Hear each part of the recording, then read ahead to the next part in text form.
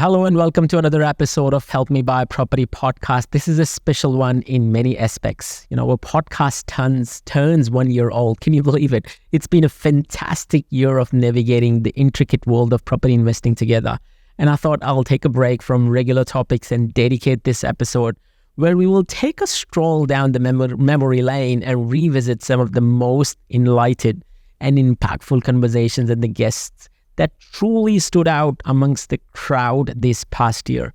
From decoding market trends to expert interviews and success stories, each episode has been a stepping stone towards financial empowerment through real estate. And I want to thank you all from the bottom of my heart for sticking around and being part of this incredible journey.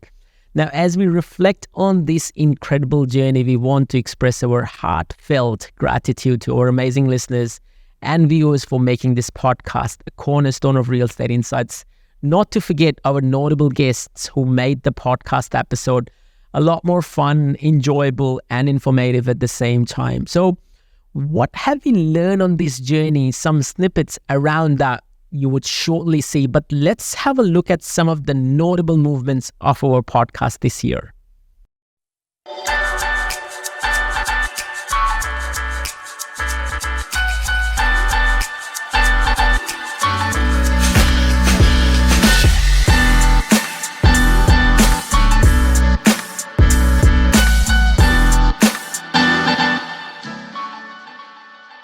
These are some of the guests who appeared on the podcast. Sohail, Cheryl, Goro, Cam. We had Win Jiang here sharing his own personal life experiences. We had Rob Moses here. We had Graham Whitfield, the renovation artist. We had Amol Kontale, Emma Holmes, the architect, Mike Day. Thank you all the guests, Rajan, Rex, who came on the show and made this show a complete reality. So stay tuned and watch out some of the highlights of what we did, all the fun that we had in this 2023 year. We had the amazing lifestyle mentor Vin Yang on our podcast, reaching out to our audience and sharing his life milestones and defining strategies like never before. Talk to us a bit about your journey in relation to the keynote speaking. I know, you tried and tried. You've shared one story where, you flew from Australia, I think all the way to New York, I think from memory. How did that, the persistence that brings and, comes out as a person who is trying to prove other wrong and going down this path of, I know this is right and, I'm going to prove to the world that, this is the right path for me. It was actually Los Angeles, right? Los Angeles. Again, the more ridiculous the dream, the more persistent and resilient you're going to have to be on the journey. Definitely. And a career in keynote speaking to me is one of the most outrageous dreams ever. And I love these kind of dreams, and I give myself permission to dream. Yeah. So I remember to build my career in the US. At the start of my career, I used to tell my clients in the US, and I didn't even have clients. I just had people who are kind of interested in me. I used to tell them, "Oh yeah, I live in Southern California. So if you want to book me, just let me know. It's okay. I live in Southern California." And then I had a client ask me. They go, "Hey Vin, we've got like a $5,000 budget. Yeah, you said you lived in Southern California. Can you speak at an event last minute? A speaker dropped out. Can you speak this Friday?" And it was a Monday, and I was in Adelaide. So I said to them, "Oh yeah, I can. Yeah, of course. Yeah, just the drive. No worries. I'll see you Friday." So I just literally booked a ticket, flew all the way over there, and did the talk. And it was hard because at the time, a lot of the companies in America they didn't want to book speakers outside of the US because they didn't want to pay all this travel, etc. Gosh. So I just remember flying back and forth to America on economy and doing so 10 times a year. It was brutal building that career. And sometimes clients didn't even pay because I said I'd do it for free. And that was me getting the reps in and building a presence in the US. And definitely. Yeah, it was rough as guts. And how was the journey from Adelaide to US and back to Adelaide, and what brought you back? Well, after doing all of that in 2016, I'm very grateful and thankful that I was able to build a really flourishing career in the US. So I moved to the US in 2017 and stayed in the US for 4 years. And we somehow managed to build this incredibly fulfilling career as a speaker. And in the end, Moss, I decided to come home because it was a quote my dad said to me too. And my dad's someone who's very inspiring to me. And he recognized that while I was building my career in the US and while I was achieving a lot of progress and success, I'd become really unhappy. And he said to me, he said this wonderful little line where he said, "A king that knows the limits to his desires will rule a lifetime." And I'd become so greedy. I'd become so greedy. I'd become so hungry for more. I'd become infatuated with more, that I'd lost track of what enough was. Yeah. And no matter what level of my career I started hitting, Moss, I just wanted more. I wanted more. I wanted more. And I ended up being away from my family for 200 days a year. Wow. And I was doing 90 to 100 events a year and become depressed. And that quote that my dad shared with me, I'd become that king that you'd see sometimes in a war movie where they become so drunk on conquering that they expand too quickly, and in the end, their dynasty gets crushed and destroyed. And it's okay to be greedy and selfish at the start, right? Because that's the fuel, that's the driver. Because if you don't have that, of course, then it's not going to take you where you want to get to. But knowing the limits, where to stop and where to find that balance, and bringing yourself back, I think that's the key thing. Finding your balance in life as to what's important, what's not important anymore. It's quite the key. And I think people drive in that direction without knowing, without thinking. Ultimately, what they say is, there are things in life that you achieve, but it's always achieved at a peril of losing something on the way. Along the way, you have to drop. You look at the rocket going up, and as it goes up, it drops off everything. So yeah, it's a good metaphor. Yeah, so it's just a matter of how far do you want to go, right? Well, thank you for calling that out, because you're right. You're right in that there are chapters of your life where you do need to be selfish. And it's okay to be selfish, and it's okay to want more. And thank you for calling that out, because that's one of the major differences between the mindset in the US and Australia. When growing up in Australia, I always felt bad wanting more.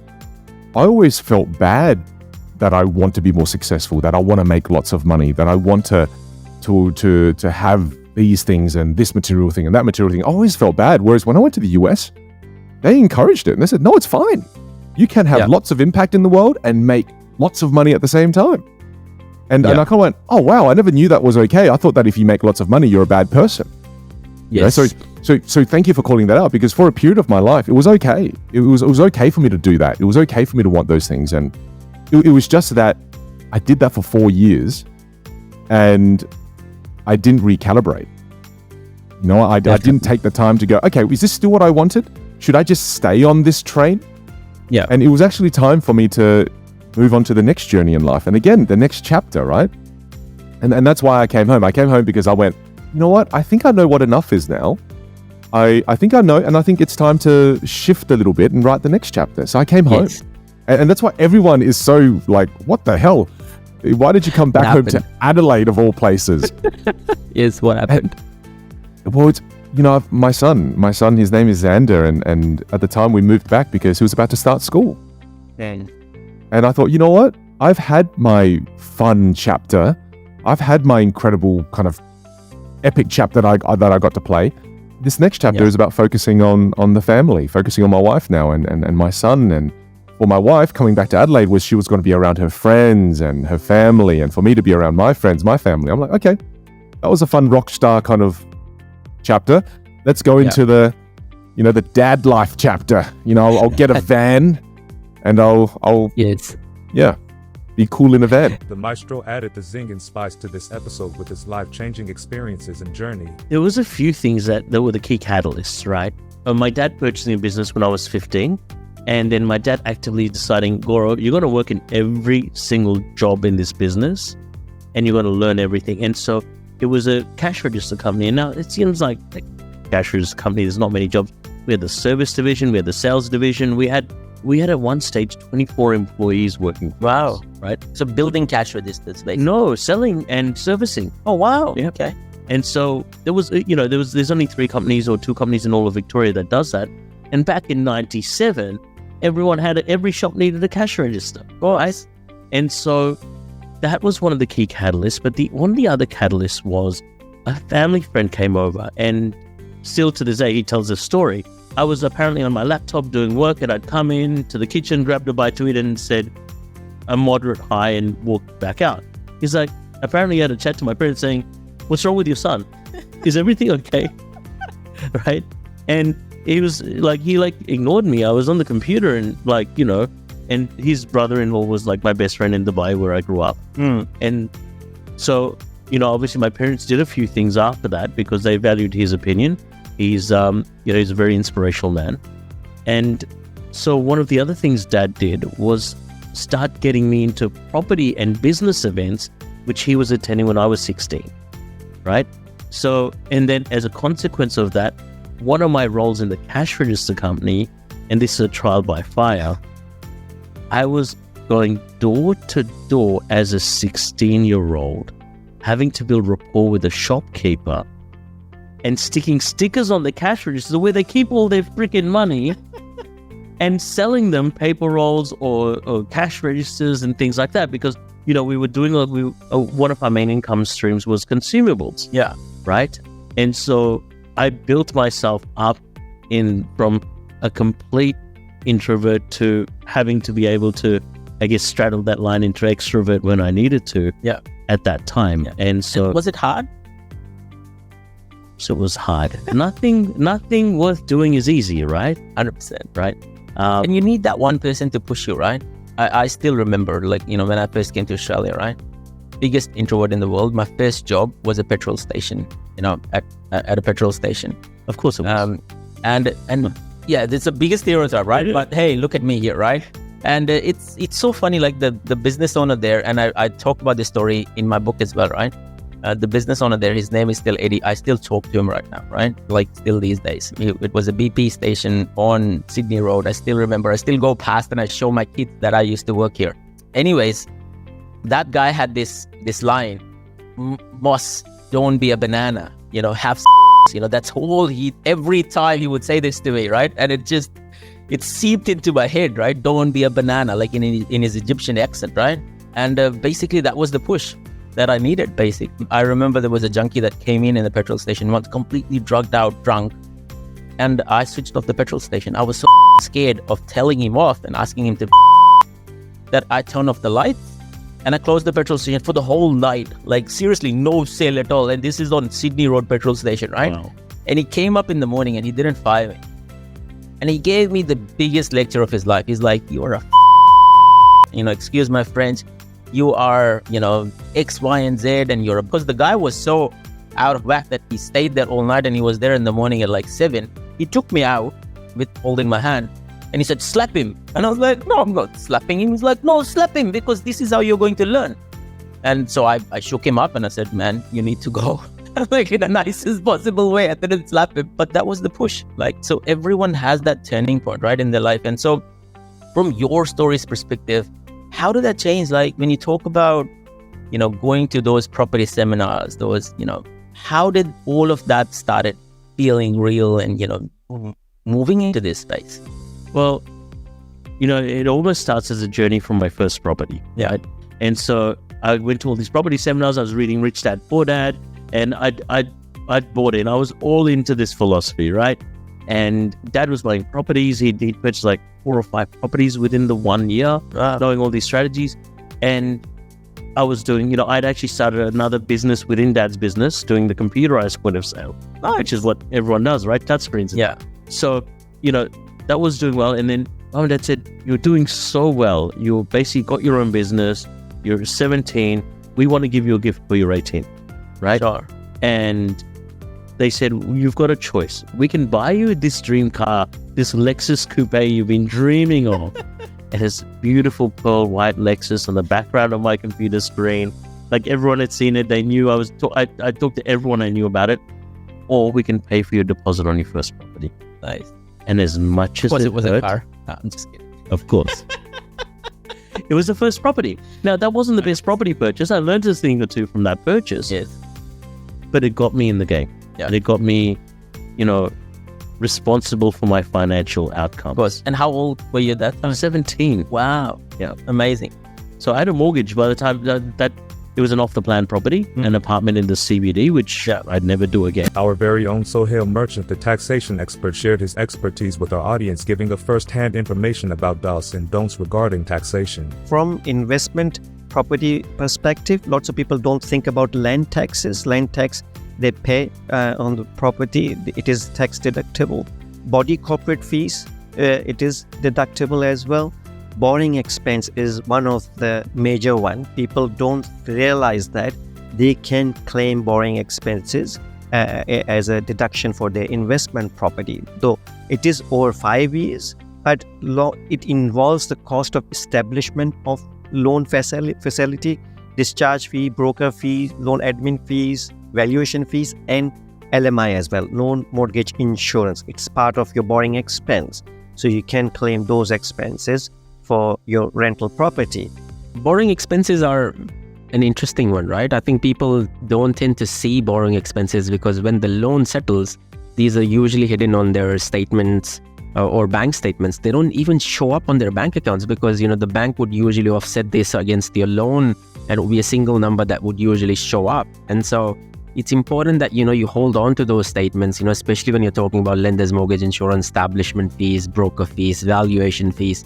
All of these fees do amount to a big amount of money. These are not small chunks, right? Especially when you are buying properties at, say, 88% LVR or 90% LVR. That's true. So it is somewhat hidden. So it is, if you have a good accountant, they can ask for settlement statement and put that information in the tax return. Definitely. What about home office expenses? I know there is a lot of contention around this. And when you mention this to a tax agent, it'd be like, I'm not sure whether you should be claiming any home office expenses. Talk us through about there. Yeah, so it is a hangover deduction from COVID areas, COVID times when people used to work from home, and ATO allowed people to claim lots of home office expenses. There were different methods, and people is still trying to claim home office expense, though it is still possible, but it's not as much as you would do it previously. But yeah, if you're still working from home, you claim certain expenses, including some occupancy costs of your house, interest expense and rates and other utilities and things like that. You need to work out the basis of deduction, but you can still claim home office expenses as long as you're working from home, either part-time, full-time, doesn't really matter, you can still claim those expenses. In today's time, you would see that, an average Australian is at least working 2 days or 3 days a week from home, right? So there is a lot of stuff that they can claim, especially like when you talk about running property as a business, you could be exposing yourself to a lot of this money that you're spending on. You might have a full-scale office that you might have created. I know developers tend to do that a lot where, they would have, their garage converted into a home office potentially, right? And so there is that's leaving money on the table if you're not considering some of these expensive as well. That's right. That's true. Now, I understand that, when you talk about property investing, people tend to, set up trusts and, set up companies and discretionary trusts and family, all of these things, There's a lot of deduction that comes together with that as well, isn't it, that people don't really think about? No, especially the setup costs of setting up to those kind of structures. They usually don't tend to claim those expenses because the trust is not established, for example, as yet. But you can claim these kind of expenses as establishment cost later on. Again, they're called sunk cost or black hole expenditure, but you can claim them in future over 5 years or whatever. There's a way to claim that kind of expense. There are legal fees, legal expenses involved in managing all the finance side of things or documentation side of things. You can claim those expenses. Agents fees, buyers agents, sellers agents fees, or sellers agents part of the cost base anyway. So buyer's agent fee you can claim as long as connected to your portfolio investment advice. You can claim that as a deduction. If it is just straightforward, just one buyer's agent fee related to one property, then it goes into as a capital expense, not as a normal deduction. But yeah, there are certain expenses you can claim in your trust as well, which you should be keeping records of. Yeah. Sure. Let's talk about the tools and equipments and the subscriptions that people tend to get to these days as well. People tend to spend a lot of money in that sort of space. What are the rulings around there? So with regards to tools of trade, whatever you spend in order to earn your income, you spend money on your tools in the IT-based client, for example, the IT-based work environment where you're working from home and you need laptop to work. That becomes your tools of trade, so you can claim deduction. Cheryl Leon discusses the intricacies which can help anyone to have a successful property portfolio. If we take the next step, it's also about understanding where does your portfolio sits right now. And so, of course, as a part of the property plan, you should do that. You should assess where your property portfolio sits.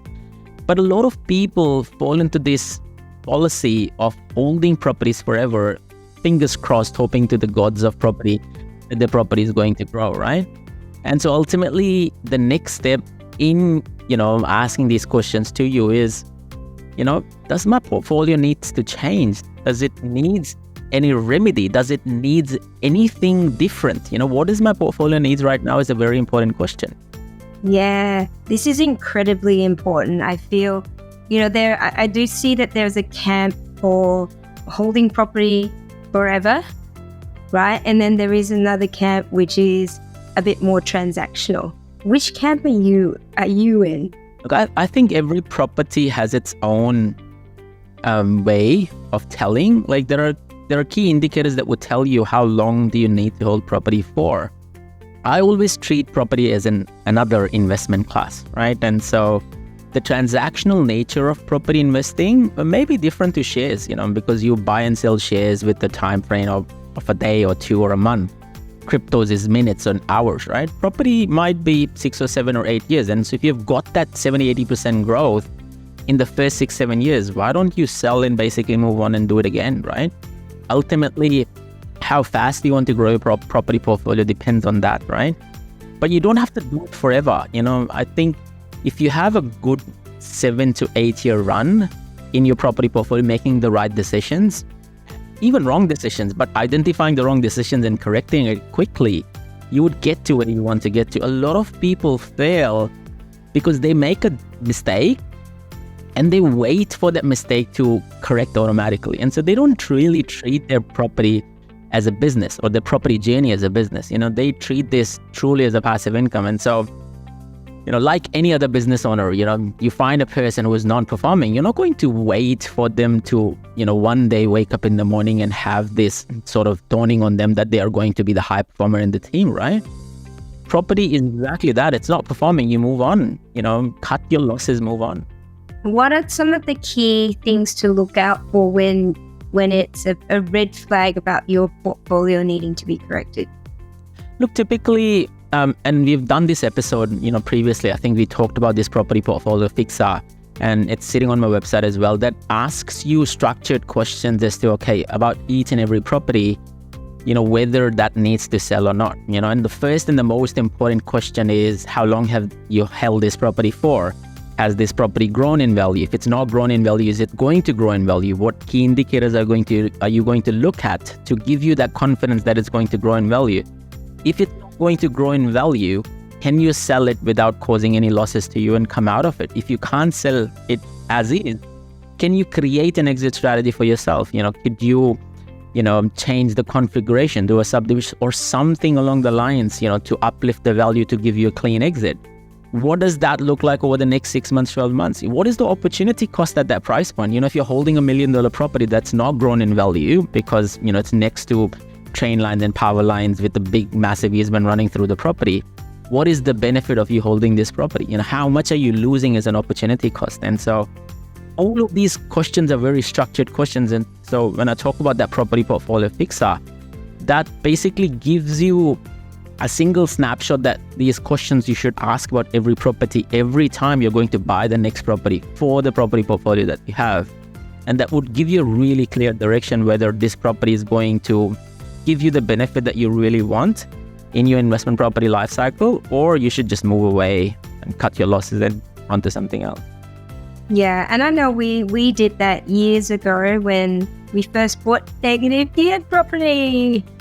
It was so cool at the time, and one of the negative geared properties was in a 1-bedroom studio, and I went, I don't think it's going to perform very well. Yeah, it increased a little bit. We got some income out of it, but we found that there were more apartments being built.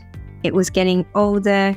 We got a strata and things like that. So that for me was a clear indicator that that property needed to be disposed of, and it allowed us to go into other things. So I don't necessarily think that you need to hold property all the time, but I do think that you should assess and make all the right sort of checks to see if are there different ways to increase the yield? Are there different ways to so that you can hold on to it and take advantage of any equity increase? But yes, you need to be able to assess that. The important thing also is that when you're thinking about your property plan, right, your property portfolio is not going to always require growth. If you're 55-year-old, you don't care about growth, right? You're like, who cares? Or you're 60 years old, you don't care about growth. You'll be like, well, if I'm going to wait another 10 years, I'll probably die, right? Touch wood, God forbid. And so the thinking mechanism changes, like people, and I'm not trying to be negative here. I'm trying to, take a very extreme position around this, but, naturally people favor different things at different times, right? So when I'm young, I'll be focused more on growth because I want to scale my property portfolio. I'm making enough money. I don't care about saving. I'm going to reinvest continuously. And so I'm going to take more risks. As you mature, you have a family in place, your money going out because of the outlays in relation to expenses, you would favor more towards, cash coming back into your property portfolio, but you still want that growth. And so that balance needs to be there. As you grow towards your maturity or towards retirement, you start focusing more on, cash flow coming back. You're like, well, net wealth is great, but, I'm not going to really, this is me now talking about generational wealth, right? I'm not going to use this. If I have a $10 million portfolio that only generates $50,000 in net income, then what good is it doing me, right? Developments, strategies, luxurious property setups, all summed up in this episode with our exclusive guest, Mike Day. There's different models where you can bring in serviceability, and because build costs have elevated 30-40% in the last few years since we acquired my current project, I'm having to completely pivot the business model now. And where I'm looking is our biggest cost, is because I can't bring the build cost down. It's going to take a few years, and I can't just sit on my thumbs and have no revenue for a few years because build costs are too high, waiting for them to come down. So we go to the other largest cost in our project, which is finance, because in these large luxury, projects, you could be looking at 1.5 million in interest just on the land, depending on how long you need to hold it for. And your negotiation strategy on the land price becomes a push and pull, give, take with the vendor on how much settlement time can you give me to offset costs in interest so that I can give you the highest possible price to appease them, right? Because there's a direct relationship, and vendors don't typically understand that, and they just want short settlement and the highest price. And so those can be difficult and challenging, but what I'm finding is now we're going to pivot, and I'm now beginning a new research phase of the business to bringing on potentially and changing funding models. I still want to use the private space. My current lender has been incredible. I'm not going to say who they are here, but if anyone wants to contact me and ask further questions, I'm happy to recommend them. My experience has been exemplary, but it's a higher cost model, and he knows that, and he's actually and they're actually sourcing a different type of funding to reduce costs for people, because they can see the same thing I'm seeing, which is build costs are escalating. And I really want to build a future partnership with these guys, but it'll be a case-by-case deal. So the pivot that we're looking to make is potentially bringing on a serviceability partner who has that higher net income, who could service $5 to $8 million loans. And what that does, folks, is that lowers your cost base in the finance. So in private finance with a lot of cash, you can capitalize all your fees. There's not a lot of upfront costs to you as the borrower, because all those fees get capitalized into the loan and paid out at settlement. But there is a chunk of money that you need to, like, outside of all the cash you spend on the development, there's a chunk of money that you need to deposit into their trust account to put up front as security. And then I think what they do, I'm just guessing here, because they say it's capitalized to the end, and then the line fees are billed monthly. But at the end of the day, like in our case, we put up about $1 million, and surely he's paying out his investors some upfront costs on their returns, to keep them happy to go into an 18-month deal with some of that money, or he's deploying it elsewhere and going from there. That's his business. But at the end of the day, the private space allows you to capitalize, so you don't need to pay upfront fees. They capitalize all that into the loan. Just like lenders' mortgage insurance when you're buying your PPR, some lenders will capitalize that, so you don't have to shell out like 20 grand on top of stamp duty or something for a $1 million purchase. So just one more thing to add for the users and listeners. I think, of course, from a private equity perspective, it would make a lot more sense for them to capitalize, right? Because there is no serviceability in there. So ultimately, they're giving you the money. And if they give you more, which they want it coming back to them, they might as well not give it to you in the first place, right? And so naturally, their thinking is that, well, this is the interest that is going to come back to us anyway. Why give it to them in the first place? We'll just hold it and call it capitalization, right? And so banks do it quite safely and securely because there is a lot more collateral, there is a lot more serviceability. They'll check your income, they'll check 10,000 different things to capitalize that income. But from a serviceability partner perspective, of course, that's the risk that they're managing by keeping that money. Yes, you're right in saying that, they might be earning returns elsewhere, or, providing returns to their own investors as well, because ultimately these are managed funds. So, really good point. Yeah, exactly. And I mean, ultimately, at the end of the day, what you're doing is you're avoiding serviceability, you're avoiding income testing. So the way we structure things is, like, I would take directorship and look at things so that there's only one captain of the ship. When you go to take loans and you have 8 captains and 8 directors, it really complicates the loan process. There's a lot of serviceability, or like they'll want to delve into every person. So we've created a structure of a company that bought the land and then a company that houses the investors. So we didn't have, even though there was a unit trust here, we didn't have the investors investing directly into that unit trust. We had another layer of protection for them down in a separate company where we issued the shares and everything else. And then there was only a single shareholder in the company that owned the land, which was the shareholding company. And they just owned the units. And then it all fragmented from there. Our prestigious guest here discusses the balance between family and work and how time can be managed easily. What's really good about the industry is it does require a mentorship program for a couple of years. So if someone is new to industry, never worked as a mortgage broker beforehand, they would need to be under a mentor agreement, basically, which allows them to be able to learn on the job. But there's obviously a lot of people that are interested in the industry. There's a capacity to earn a lot of money. But I think for the majority of mortgage brokers, a lot of them that are coming into the industry might not necessarily have worked in a bank beforehand or have financial knowledge. So I think that's really important. You want somebody who has an understanding of what they're doing in this field. And I've spent a lot of time speaking to a lot of mortgage brokers from a variety of different walks in life. I think this is just me ballparking it, but 70 to 80% of them might not necessarily have had that exposure in that industry beforehand, before becoming a mortgage broker. Yeah. And it's interesting, right? You talk about mentorships and mentor programs, right? It depends on what your mentor is good at as well, right? Your mentor might be good at just vanilla house and land packages, or just, refinance applications. They might not have that breadth of experience. And so while the mentor program is great, it just gives you that edge in those particular fields. And, when I see, mortgage brokers, testing out on clients, right? Typically look what the buyer's agent does right now. They don't have a portfolio of their own. They don't have anything of their own. And they're going out, finding investment properties or finding, development properties for other people. Typically, I can compare that and use that analogy for mortgage brokers as well.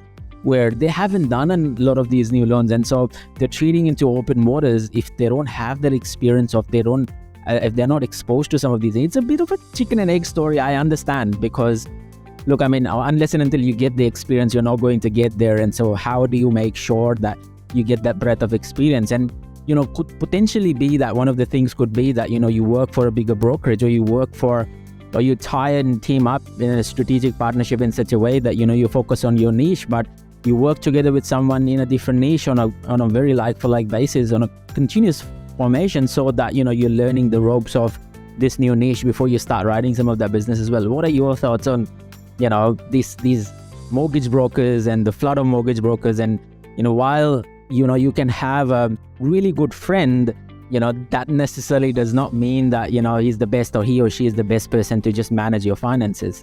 100%. Look, I think one of the mentorship challenges at the moment as well is that you can have someone who's worked at a bank who's worked as a bank as a lender per se, and come into the environment as a mortgage broker without having to serve that mentorship agreement, right? And that's challenging, because if you've been working in a bank for say 7 or 8 years and then coming out into the broker world, you might not have that exposure with 40, 50 different banks that we can offer. So there's a bit of a challenge there, and a bit of a disconnect in regards to people that are moving from banks to becoming mortgage brokers. And I think especially as someone who's worked at a big bank for a number of years before stepping out myself, with the changes in commission structures within the banks following the Royal Commission, a lot of people are becoming mortgage brokers because they see it as a more viable way to make similar kinds of income that they might have made 6-7 years ago, basically. I think it's important to, I guess, I find, especially when doing loans for people that are my friends or family members, is that it can be a little bit, I don't know if it would be the word disconnect would come about, but you get a very in-depth view in the way that people live, and it can be a good thing and a bad thing, right? Once you've gone there and you've done that for that person, you know more about them than anyone else in the world, maybe even more than their spouses know. So yes. They say you have to be very careful from the doctors, lawyers, and the mortgage brokers, right? Because you're opening up your complete life to these people. So 100%, I can totally see that. But it's also important to understand that, a lot of these new people who are coming in, it's almost like, there needs to be a prerequisite that you have been exposed to lending, right? I see a lot of accountants turning up into mortgage brokers. I see a lot of, people working in, a payable role or a receivable role in a big corporate, or just a financial accountant turning into a mortgage broker, because yes, there is a parity between the two, but the skills are not transferable. Isn't that right? 100%. I mean, what I do requires a lot of different hats to put on, right? So obviously you're a tax accountant, but you're not a tax accountant. You're a real estate agent, but not a real estate agent. You're a financial analyst, but not a financial analyst. You need to maintain client relationships. You also need to be able to speak to banks, build rapport. So there's a lot of different hats that you need to be putting on at a variety of different times. So I think if you've done one segment and you've done really well, maybe it's the tax side of things, yes, you might be able to understand that side of it, but you might not necessarily be able to understand the lending side of it. How to be able to, I guess, work with different policies with different banks. So you're right, there's a lot of people that are transferred from other industries to becoming mortgage brokers that might be able to do one side of it really well, but not necessarily capture all of it. Rashad Siddiqui talks in great wavelength about the boundaries that are blurred in the society when it comes real estate market. My biggest issue with the media hype in relation to NDIS is that the media quotes that 18% of Australian population is disabled right now. Ridiculous number of 18%. That basically 4.3 million. Yeah, and so that basically says that 1 in every 5 Australian is disabled. Okay, and so my natural thinking is yes, that number could be right, but these boundaries of mental illness and these boundaries of disability have been blurred out completely. What is a disabled person in today's time is different to what a disabled person was when this policy was first announced in 2016, yes. Right? Yes. So it's a typical example of, what we call it, or people have been calling it, as an over-medicalization of, normal household problems, right? So, yeah. The whole idea and then of, having an NDIS or NDIA was basically, people just to support people who are truly disabled. You hear people who are, losing confidence in today's time, or opting out of work and finding it too difficult, or even like in some cases, I'm going to talk a bit more extreme, drug addictions, Correct. Which would have been given a completely different, medical description before. all of them are now, classified as Comes under disabled, disabled, right? yeah, And so this is an attraction of a lavish lifestyle. That's how I would say. And probably, people are going to tarnish my reputation for me saying this. But, naturally, that's what's happening, right? From an SDA provider. It is. And this is unfortunate in this market and that's very fine line, right? People coming from the drug addict and then they're getting proven by their doctors that become disabled and they're falling into that luxury lifestyle, right? And as you said, this is very fine line where the system get abused by certain, people or community, I would say. And that's where the things goes dirty. Yes. But again, that's what we are trying to avoid. We are together coming and trying to help that community. Actually, they need properties, they need home, they need to get out from those disability share homes and all the places, so we can provide the best possible services. Definitely. And we don't want to entertain those people who have that sort of mental thought that yes. I can claim the disability, I can take the luxury life. Yeah. No, we're not providing, we're not helping. We're dealing directly with the hospital people. Definitely. We're dealing directly with the people actually the need. They've already got the plans approved for their funding because they are disabled. They need support. I think the important thing here is that if you go back to the base case scenario of why NDIS was set up, right? NDIS was a promise to Australians made to support these special people to ensure that they get the best life of their choosing, right? Correct. And so Correct. You look at these leakages, you look at these budget blowouts, it's because that these lines are blurred. It's because of this definition of a disabled person is now so loose, and people who are taking advantage, and actually it's the truly disabled people who is being disadvantaged out of all of these equations. And so it's very, very important to understand what the whole idea and the niche is. And this segues us into more of a government funding, government backed, and we've talked about this before as well, that while there is massive government funding attached to it, an average NDIS recipient in today's time gets about $55,000, which is double the age pension in today's time, right? Correct. And so the scheme is set up skewed towards the services. Yes, housing is a small part of it, but ultimately the scheme was set up to ensure that the disabled people could be brought back into workforces, could provide a healthy lifestyle. Basically that's what the whole idea and the niche of NDIS properties was. Correct. It's a both ways. Like when this scheme came into the effect, it works both ways because the government helping those people, then investors, because they're happy to pay the rental contribution. Yeah. But also investing you coming to the market and building a home, you're actually helping government back as well. Because then government taking those participants that are living in hospitals, they don't want them to be in hospital, right? They want them to get well soon and then move to the house. They can live comfortably, right? Yes. Their own life. Yes. So we're helping each other, and that's where the entire scheme was introduced for. Yes. And so the point that I'm trying to make here is that when you talk about government-backed schemes, as these leakages and blowouts and the pressure builds up, the government either limits the scheme or comes out of the scheme very quickly. And NREST is a typical example where they had the cutoff this time June, where all the properties of NREST properties would basically roll off. It's not that if it's an NREST property, it's going to stay there and they're not going to allow new NREST properties. All they're saying is that those properties who are there, no more benefit attached with. That's it. And so imagine if something of that extension happens to NDIS properties and all of these tenants that are sitting in there, you can't charge them the amount of money that you want to charge to these people. You can't charge them normal tenancies in place. And so,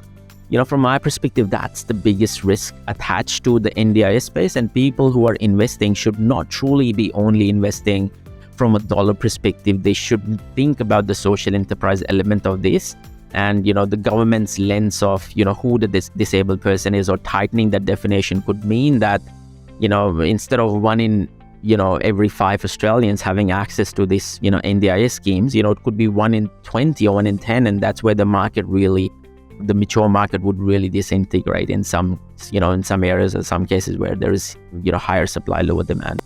I'm going to also announce that, we'll be back with a bang in 2024 with the season 2. We are planning and executing the season 2 of the podcast better than before, with new topics, industrial insights, and guests that would make you stay hooked till the last seconds.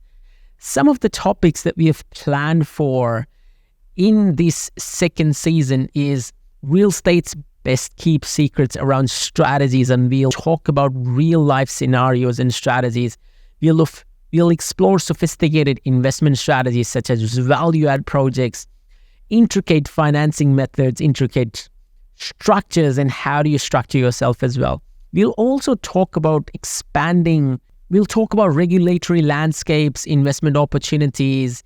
We'll give a lot more insights around success stories and seasoned guests, who will talk about diverse market outcomes and real estate insights, who will share their own experience and expertise. We'll dwell into advanced risk assessment and mitigation strategies. We'll talk about effective portfolios, how to scale up and strategize property portfolios, and unforeseen challenges in the property development world. We'll talk about options, commercial properties, and the market disruptions and innovation tech that is out there that is going to hit the Australian shores very soon. So stay tuned for season 2. Thank you for listening to me. Take care, stay safe, keep smiling, keep investing. This is Moss checking out. Adios.